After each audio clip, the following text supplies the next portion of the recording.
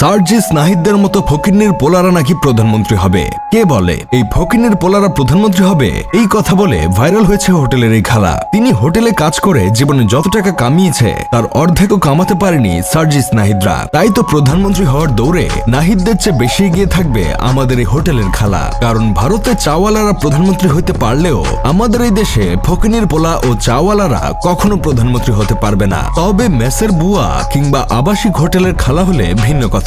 এই রিচ খালাকে দেখলাম বলতেছিল এমসিপি আর জামাত শিবির মিল্লা দেশটারে খাইয়া ফেলতেছে, চাঁদাবাজি করে ওরা আর নাম দেয় বিএনপির। আমাদের বিএনপির লোকেরা কখনো খারাপ কাজ করতে পারে না। এতদিন আমরা শুনছি নতুন একটা রাজনৈতিক দল হয়েছে যার নাম এনসিপি, কিন্তু এমসিপি আবার কবে তৈরি হয়েছে আমি জানি না। এমসিপি আসলে কোন দল সেটা আমাদের এই হোটেলের খালাই বলতে পারবে।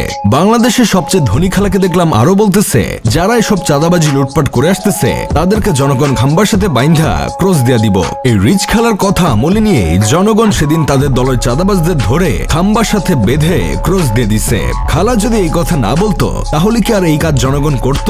কখনোই করতো না। আর আপনারা নাকি তার মতো এমন রিচ আন্টিকে যাতা বলে বেড়াচ্ছেন। কেউ বলতেছেন আবাসিক হোটেল মালিকদের দৃষ্টি আকর্ষণ করছি, আপনাদের কর্মীরা বাহিরে পরিবেশ নষ্ট করতেছে, আপনারা ধরে নিয়ে যান। আবার কেউ বলতেছেন সব দোষ পাবনা মানসিক হাসপাতালের সিকিউরিটি গার্ডের, তারা কি পাহারা দেয় যে সেখান থেকে পাগলরা পালিয়ে চলে আসে।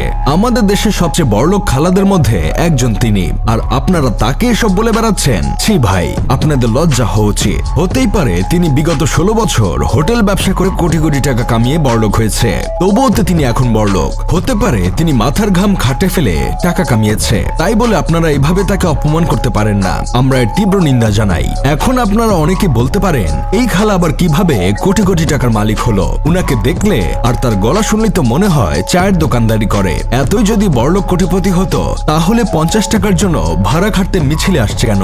দেখেন ভাই, আমাদের দেশের সবচেয়ে বড়লোক খালা 50 টাকার জন্য এসব মিছিলে এসে গলা ফাটাচ্ছে না। তিনি দলকে ও দেশনায়ককে ভালোবেসে গলা ফাটিয়ে তেলবাজি করছে 500 টাকা পাওয়ার জন্য। শুধু শুধু কেন আপনারা এভাবে ভুলভাল তথ্য দিয়ে বেড়ান বুঝি না। আবার দেখলাম এক ভাই এসেছে, তাকে সাংবাদিকরা জিজ্ঞেস করছে কার মিছিলে আসছেন, সে উত্তর দিচ্ছে ভিআইপি। আমি তো এটাই বুঝলাম না এই দেশে ভিআইপি নামে দল হলো আবার কবে থেকে? আবার বলতেছে তাদের দাবি নাকি আবু সাইদের দাবি চায়। বেচারা আবু সাইদ তো ওপার থেকে বলা শুরু করবে। আমি আবার কি করলাম ভাই? আবার দেখি দেশে শিশু দলের উৎপত্তি হয়েছে, তাদেরকে একটা কিন্ডার জয় ও জুসের লোভ দেখিয়ে মিছিলে নামিয়ে দিছে। এসব দেখে আমার বন্ধু কেরামত বলতেছে এখন তো রাকিব চাচু কনফিউশনে পড়ে যাবে। বুইরাদের আনলে বলে ছাত্র তো নাই, আবার বাচ্চাদের আনলে মানুষ বলে শিশুদের ধরে আনছে। যাই হোক, শেষমেশ আমি গোলাম হোসেন একটা কাজের কথা কই। আগে ছিল রেমিটেন্স আপা, আর এখন বিকল্প হিসেবে আরেক দল লঞ্চ করছে রিচ খালা ওরফে হোটেলের খালা।